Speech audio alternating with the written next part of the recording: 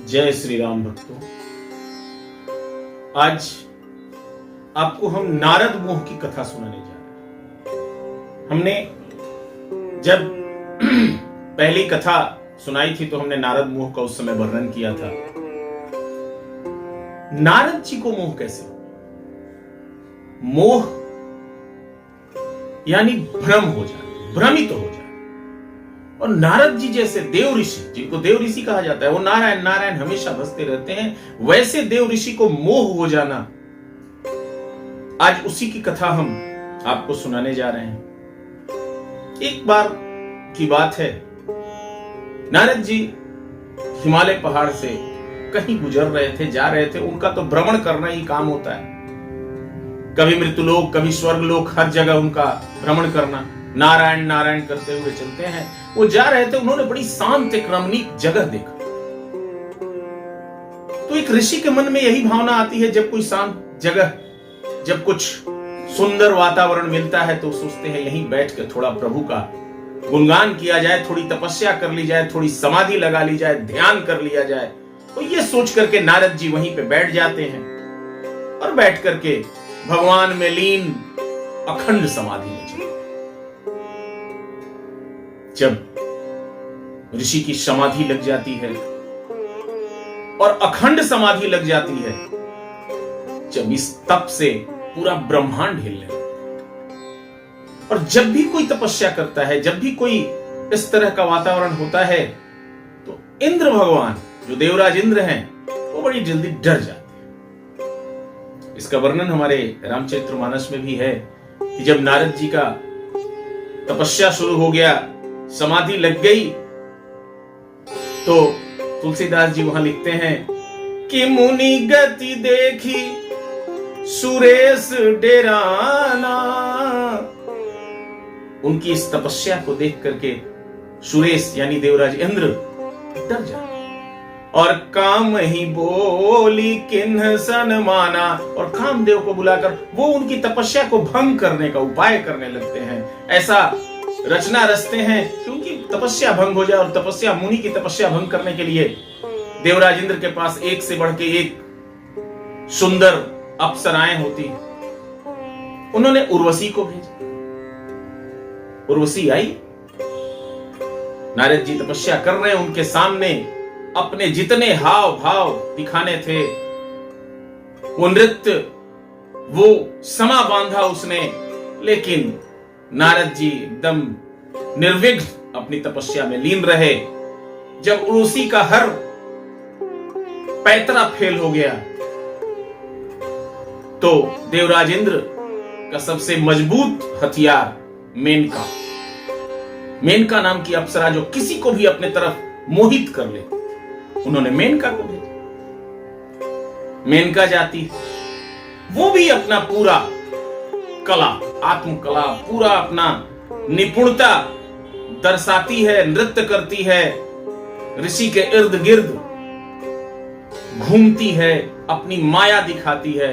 लेकिन नारद जी उन सब से अलग अपनी तपस्या में लीन है। उनकी तपस्या में रत्ती मात्र भी विघ्न नहीं। तब अंत में देवराज इंद्र ने कामदेव, स्वयं कामदेव, वो कामदेव जो शिव जी की भी समाधि को एक बार भंग कर दिए थे, ये कथा है, कभी बताएंगे। तो जब कामदेव आते हैं और उन्होंने भी अपना सारा पराक्रम दिखाया, सारा मनोरम दृश्य, हर चीज को अपने अंदर आत्मसात करने की शक्ति उन्होंने लगा दी, लेकिन नारद जी का मन नहीं डूबा।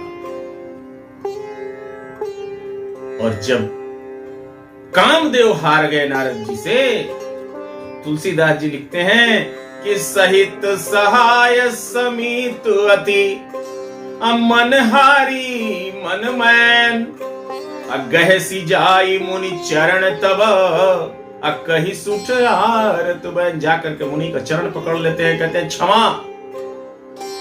कामदेव सोचे कि कहीं यह श्राप न दे दे, इसलिए उन्होंने चरण पकड़ करके क्षमा मांगना शुरू किया कि हमसे गलती हुई, हम आपकी तपस्या को भंग करने चले आए, हे देव ऋषि नारद हमें क्षमा करें। जब नारद जी से वो चरण पकड़कर क्षमा मांगते हैं तो एक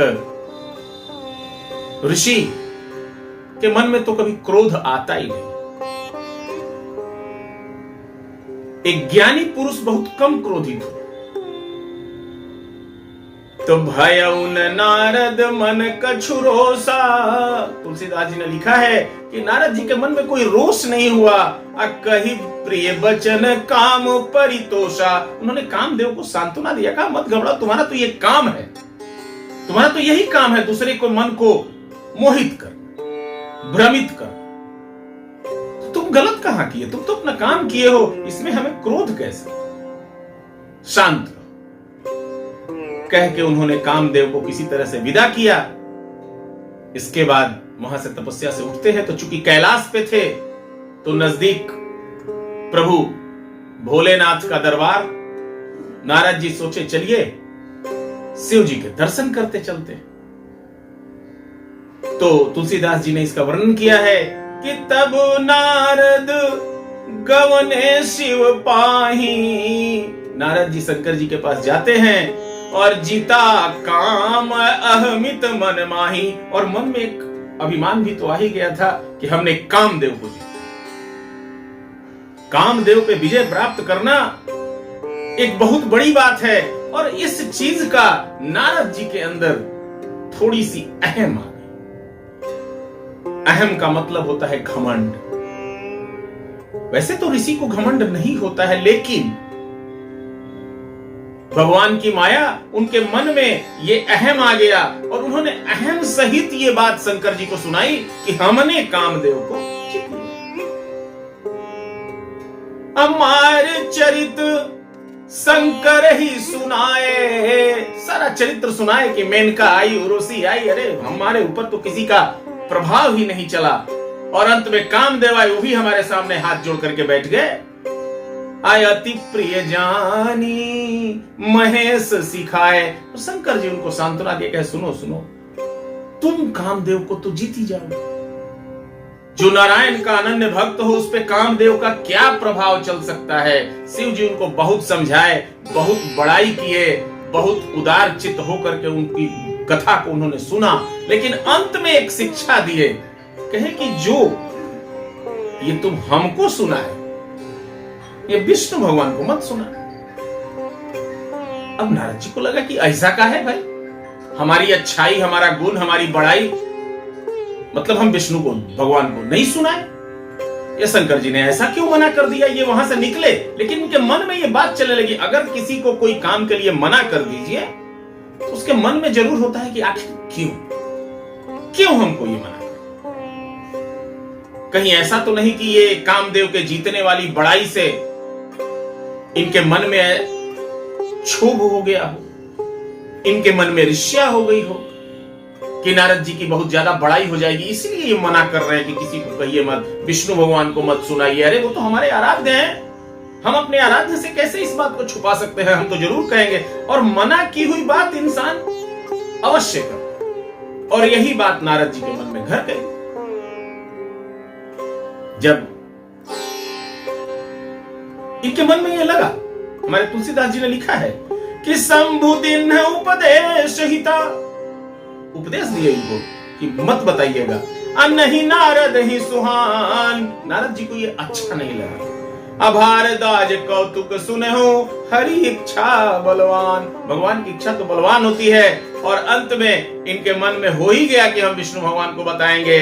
और एक बार कर तलबर बीना, और एक बार नारायण नारायण करते हुए गावत हरि गुणगान प्रवीणा, और भगवान के नाम का गुणगान करते हुए क्षीर सिंधु गवने मुनिनाथा, और क्षीर सिंधु में जहां भगवान विष्णु श्री लक्ष्मी जी के साथ विराजमान हैं वहां पहुंच। वर्णन है कि क्षीर सिंधु गवने मुनिनाथा अजह बस श्रीनिवास श्रुति माथा, वहां पहुंच गए। पहुंचना तो ठीक है, भगवान आदर सहित देवताओं के ऋषि हैं, भगवान विष्णु ने भी उनका आदर किया, आदर सहित उनको स्थान दिए, उनको आसन पे बिठाया। बोले अरे ऋषि, किस कारण से आपका आगमन हुआ, धन्य हो गया हमारा ये विष्णु लोक, जो नारद जी आए, तब नारद जी जिस काम के लिए गए थे, जो उनके मन में कौतूहल था, उन्होंने वहां भी कह दिया। काम चरित नारद सब भाखे, पूरा कामदेव वाला चरित्र जो भी वहां हुआ, जो नारद जी कामदेव पे विजय प्राप्त की, सारी कहानी उन्होंने विष्णु भगवान सुना। कामचरित नारद सब भाखे, यद्यपि प्रथम बरज शिव राखे, शिव जी ने मना किया, लेकिन फिर भी इन्होंने इस बात को, इन्होंने जाके अपना पूरा कामदेव का चरित्र भगवान विष्णु को सुना। और कैसे सुनाया? थोड़ा अभिमान के साथ। एक होता है कि हाथ जोड़ के हर चीज को कि प्रभु सब आप ही की कृपा से ऐसा हुआ, और ये हुआ कि हमने ऐसा। दोनों में फर्क है। प्रभु सब आपकी कृपा से हुआ और यह काम हमने किया, ये दोनों में अंतर हो जाता है। नारद कहो सहित अभिमाना, इन्होंने अभिमान के साथ इस बात को सुनाया। कृपा तुम्हारी सकल भगवाना, भगवान तो समझ गए कि नारद के मन में घमंड का एक अंकुर फूट रहा है, अहम का एक अंकुर फूट रहा है, और वो अहम भगवान का सबसे प्रिय भोजन होता है। गीता में कहा गया है कि एको हम द्वितीयो नास्ति, यानी एक मैं हूं, दूसरा कोई नहीं है। भगवान उस मैं रूपी घमंड के अंकुर को छोड़ कैसे, वो भी अपने इस प्रिय भक्त के मन में जो पैदा हो। सब कुछ हुआ, भगवान ने उनको खूब तारीफ की। अरे नारद, आप ऐसा नहीं कर सकते तो कौन कर सकता है? ये तो बहुत अच्छी बात है, ये तो बहुत खुशी की बात है कि आपने कामदेव पे विजय प्राप्त। उन्होंने नारद जी की खूब बड़ाई। तब नारद जी भगवान विष्णु से विदा लेते हैं और वहां से निकलते हैं। लेकिन जैसे ही निकलते हैं, भगवान विष्णु ने अपनी माया का विस्तार किया। कहा गया है कि श्रीपति निज माया तब प्रेरी, असुनहु कठिन करनी तेहि केरी। तब भगवान विष्णु ने अपनी माया का विस्तार किया और रास्ते में एक बहुत बड़ा सा नगर बना दिया। बिरचे उमग महु नगर तेहि, सत जोजन विस्तार, 100 जोजन में विस्तारित एक नगर का उन्होंने निर्माण कर दिया। श्रीनिवास पुरते अधिक, यानी विष्णु लोक से भी खूबसूरत। रचना विविध प्रकार, ये प्रभु की माया है कि उस तरह का नगर बन गया। और जब नारद जी उस रास्ते गुजरते हैं तो देखते हैं, अरे ये कैसा नगर, यहां तो हम आज तक कभी आए ही नहीं। आश्चर्य करते हैं। वहां के जितने नर नारी उस गांव के लोग हैं, सब सुंदर, सुशील, सुसज्जित, सारा माया का नगर। वहां के राजा का नाम पूछते, भाई यहां राजा कौन है? वहां के राजा का नाम था सीलनिधि। और इतनी खूबसूरत रचना देख के पूछते हैं, हो क्या रहा है? बोले आज महाराज की, वहां के जो नागरिक थे वो बताए, हे नारद जी, आज महाराज की पुत्री विश्व मोहिनी जी का स्वयंवर है और उसी का ये आज हलचल, उसी का आज ये खूबसूरती आपको देखने को मिल रही है। हे नाथ, आप हमारे राज्य महल में चले, हमारे महाराज से मिले, ऐसा वहां के लोगों ने कहा। नारद जी के मन में ये कौतूहल, ये उत्सुकता कि इतने दिनों हो गए, हम तीनों लोकों में विचरने वाले इस नगर को हम नहीं देखे थे आज तक। और उनके मन में ये उस माया रूपी नगर को देख करके ये भावना आती है और वो राज दरबार में चले जाते हैं। अब राज दरबार में जाने के बाद कथा थोड़ी लंबी हो जाएगी और आज समय थोड़ा कम है, इसलिए कल इस कथा को हम आगे लेकर के जाएंगे। और भक्तों, आप जरूर सुनिएगा कि नारद जी को आज इस नगर में आकर के मोह कैसे हुआ और नारद जी का आगे की कथा कैसी है। ये कथा बहुत ही रोचक है, आप अवश्य सुनिएगा। और आज हम अपनी कथा को यहीं रोकते हैं। जय श्री